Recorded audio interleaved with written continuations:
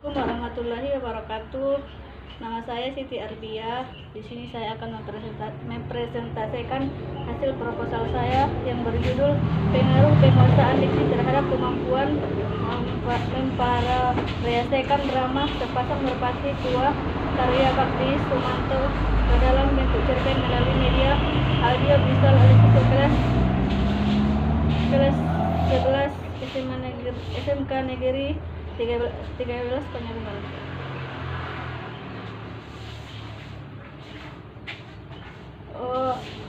Adapun bab 1 pendahuluan. Latar belakang masalah. Pendidikan mempunyai peranan yang sangat penting dalam pembangunan manusia Indonesia seutuhnya. Oleh karenanya pendidikan sangat perlu untuk dikembangkan dari berbagai ilmu pengetahuan.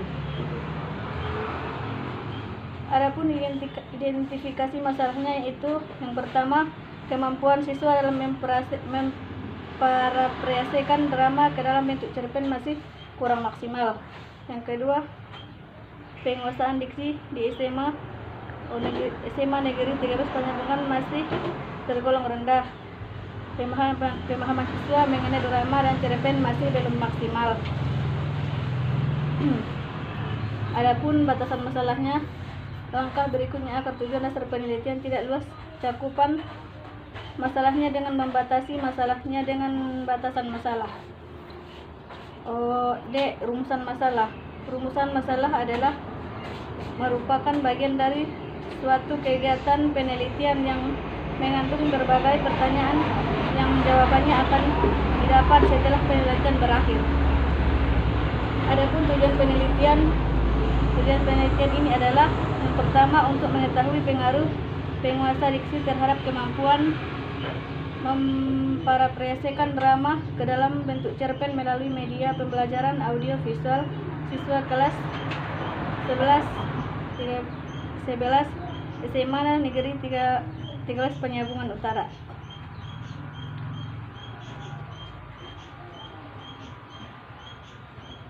Yang bab kedua, tinjauan pustaka. A. Kerangka teoritis. Kerangka yang pertama, pengertian pengaruh. Yang ketiga, menulis. Pengertian menulis. Suparno dan Yunus 2004 halaman 26. Menulis adalah kegiatan komunikasi berupa penyampaian pikiran, gagasan, perasaan, kehendak dan pesan secara tertulis kepada pihak lain.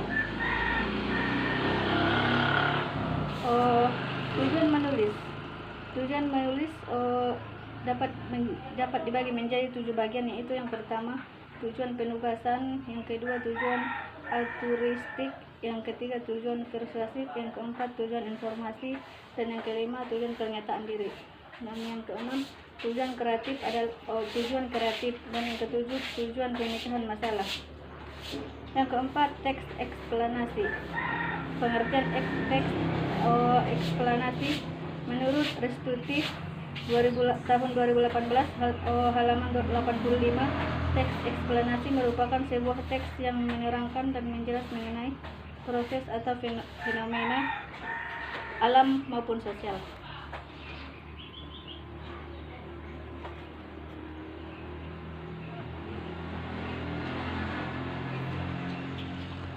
B. Struktur teks eksplanasi. Struktur organisasi teks eksplanasi adalah pernyataan umum, deretan penjelasan dalam interpretasi atau Lipton tahun 2012 halaman 1. Berikut ini penjelasan mengenai bagian-bagian dari struktur organisasi teks eksplanasi.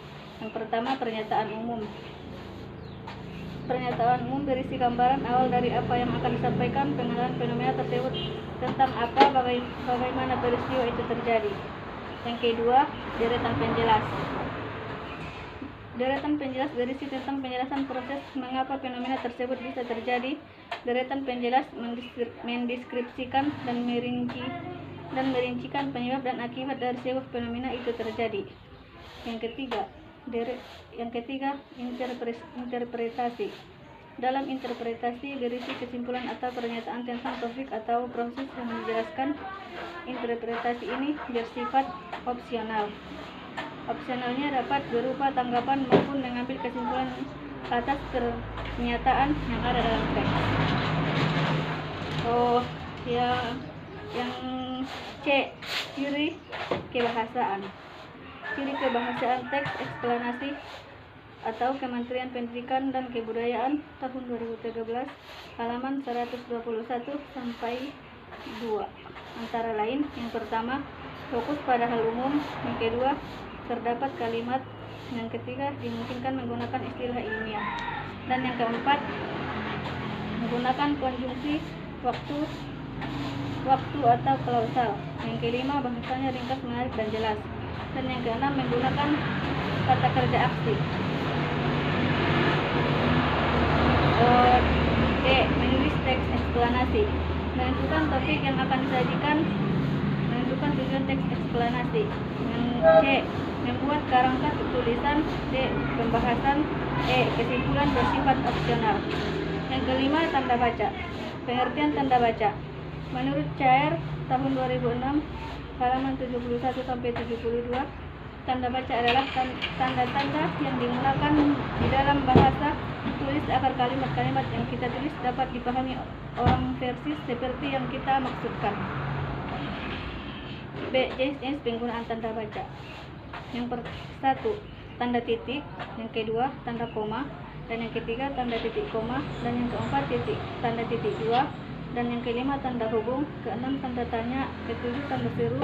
Dan yang kedelapan, tanda petik. 9, tanda kurung. Dan yang terakhir, tanda garis miring. Yang keenam, model pembelajaran.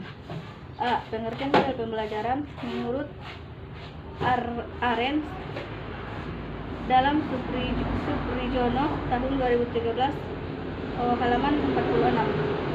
Model pembelajaran mengacu pada pendekatan yang digunakan, termasuk di dalamnya tujuan pembelajaran, tahap-tahap dalam kegiatan pembelajaran, lingkungan pembelajaran, dan pengelolaan kelas. B. Model pembelajaran Jigsaw.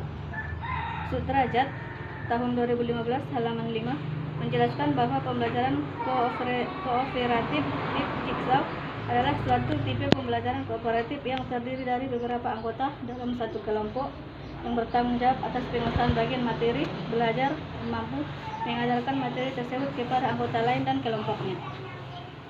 B. Kerangka berpikir. Kerangka berpikir keberhasilan siswa dalam belajar ditentukan oleh dua aspek, yakni faktor internal dan faktor eksternal. Di sini dijelaskan faktor internal adalah faktor yang mempengaruhi keberhasilan belajar dari dalam diri siswa itu sendiri. Sedangkan faktor eksternal adalah berasal dari luar diri yang turut menentukan keberhasilan dalam menentukan kegiatan belajar. Yang C. Hipotesis. Hipotesis merupakan jawaban sementara terhadap masalah penelitian sampai terbukti melalui data yang terkumpul. Menurut pendapat Arikunto tahun 2011 halaman 73 mengatakan bahwa hipotesis adalah suatu pernyataan yang dirumuskan dalam bentuk yang harus diuji dan menjelaskan bentuk hubungan yang ada antara dua variabel atau lebih variabel, serta pernyataan tersebut masih merupakan jawaban sementara terhadap suatu permasalahan penelitian. Yang bab ketiga, metodologi penelitian. A. Lokasi dan waktu penelitian. Dan yang kedua, waktu penelitian. Populasi penelitian. Kelas. Laki-laki, perempuan, jumlah. Teknis analisis data. Yang pertama, menetapkan standar skor antara 0 sampai 20. Yang kedua, menetapkan skornya dengan cara jumlah jawaban yang benar dibagi jumlah soal baru dikali 2. Yang ketiga, mencari mean. Analisis statistik teknik ini digunakan untuk menguji kebenaran hipotesis yang ditegakkan dalam penelitian, apakah hipotesis tersebut diterima atau ditolak. Dan yang terakhir, mencari presentasi ketuntasan belajar dengan mengkontasikannya dengan kriteria ketuntasan minimal atau KKM yang ditentukan sekolah. Baiklah, cukup sekian yang dapat saya sampaikan. Mudah-mudahan dapat bermanfaat bagi diri saya sendiri. Assalamualaikum warahmatullahi wabarakatuh.